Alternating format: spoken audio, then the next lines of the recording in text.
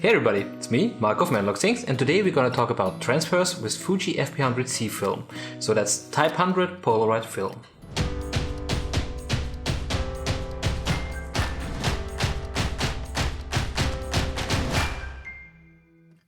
So what is a transfer? A transfer is actually the picture being developed into a different material.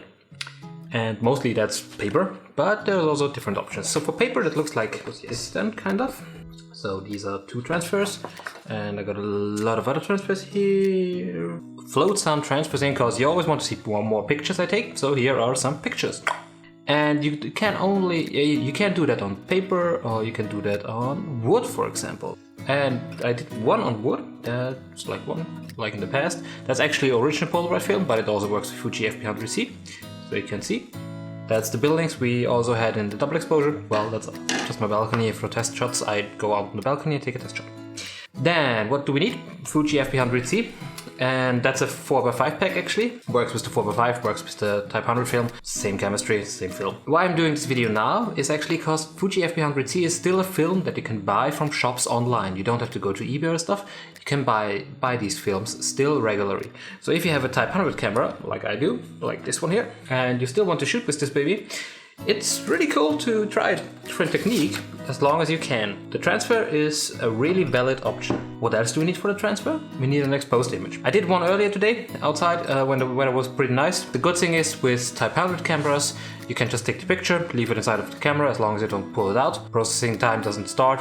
Then what we need a material that we do these transfers on. So I decided to do it on paper. And this paper is, you have to watch out when you take this paper. It should have a really smooth surface, not too smooth, not like a printing paper. And it should have some stability to it. And it should actually be able to suck in the chemistry. So what I used is Hahnemühle Nostalgic sketching paper. So I'm going to try to look some paper up and put in the description below. And the last thing we need is some rollers, some PVC rollers.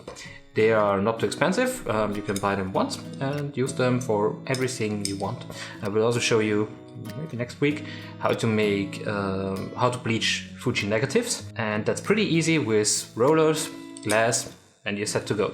Okay, so we got our picture ready. The picture is inside of the camera already, it's exposed. We are now going to put that picture onto the paper. There's a special timing for a transfer on paper.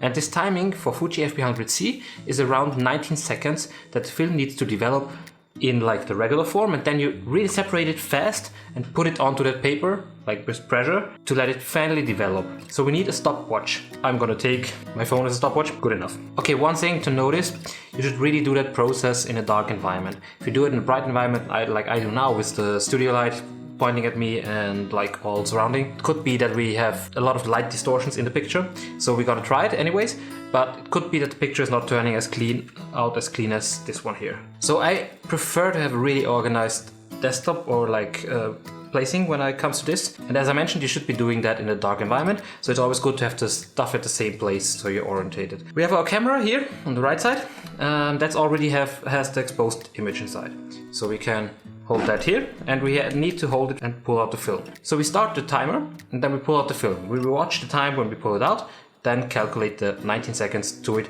so it will be around 23 or 22 seconds that we roll it. Don't worry, it's not that bad, plus minus 1-2 seconds, but it should be approximately at that timing.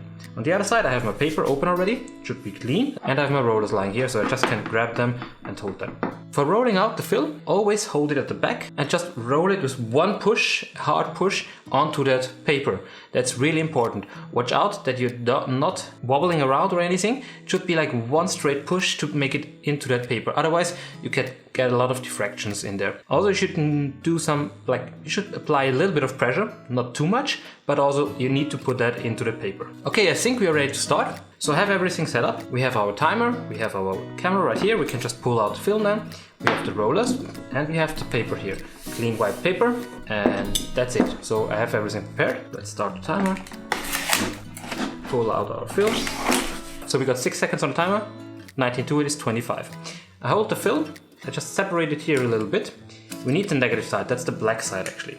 Black side goes on here on the paper, and as soon as we hit 25, we go immediately like this, and then we roll it onto the paper and keep rolling a little bit so that the pressure is applied light here. The picture can develop into that paper. Try not to put too much dirt on the positive side, because we're going to do a little trick. After that has developed long enough on that paper, we're going to put them together again, and there should be something on the positive side to that. So we are around at 1 minute and 10. And now we're going to take that image, try to line them up perfectly, and then squeeze them also back together. I mean, that's not perfect, unfortunately. We're going to take that part and put it away. Let it sit there. What we have here is our transfer. So you can see here, that's our transfer. In the bottom here, there's some light coming in. That's actually because we are in a studio environment and there's a lot of light, so that should be avoided. Then you don't have color shifts and you get really nice colors with this technique. So you saw that technique is super easy. The image is on the paper. We now have to let it dry.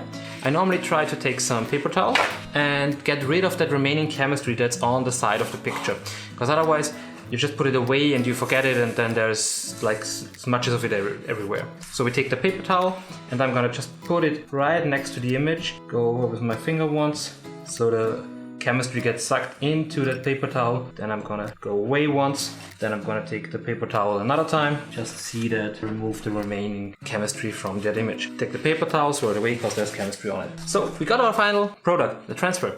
That's Fuji FP100c transfer. It's an easy technique, it's not too hard. Just watch out for the timing. And now for the finish, we let that picture sit a little bit now. And let's separate it. Yeah, and could be something on that positive. Sometimes you get really cool results out of it. It's better than nothing. You still got your transfer. You got a negative right here that's also like distorted and broken. And you got a kind of positive here. So we got 3 images out of 1. Woohoo! So yeah, don't worry about the positive, it will be broken as hell, but sometimes I got some really interesting images out of it. So why don't give it a try? I mean, you're not losing anything. The transfer is done anyways, so you can go ahead with putting them together and just letting them sit there for 2-3 minutes, then should be developed finally in the positive too. Yeah, that's it for today. It was a really short episode, but I think the technique is really cool, and as long as you can get that film, and the Type 100 cameras should drop in price drastically, why not take a chance and try it out? I mean, that's it for today. I hope you liked that video. If you did so, like, thumbs up. If you didn't, thumbs down. If you want more content like that, subscribe to the channel, and I hope to see you next time. Bye!